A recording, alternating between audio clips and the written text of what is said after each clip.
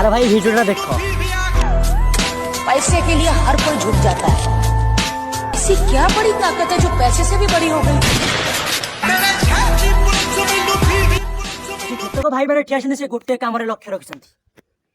ସାମାନ୍ୟ ମୂଷା ତା ଘରେ 4-5ଟି ବାଟ ରଖୁଛି। ସେ ଜାଣିଛି ଯଦି ଏଇ ବେଳେ ସାପଟା ଆସିବ ମୁଁ ଅନ୍ୟ ବାଟରେ ପଳେଇବି। ସେ ରଖିଥିଲା ବେଳେ ଲେଲା ଅନ୍ୟ ବାଟରେ ଗଲା। ଆମେ ତ ପର ପାଖରେ କାମ କରୁଥିବା ଗୋଟେ କାମରେ ଲକ୍ଷ୍ୟ ରଖିଥିବା।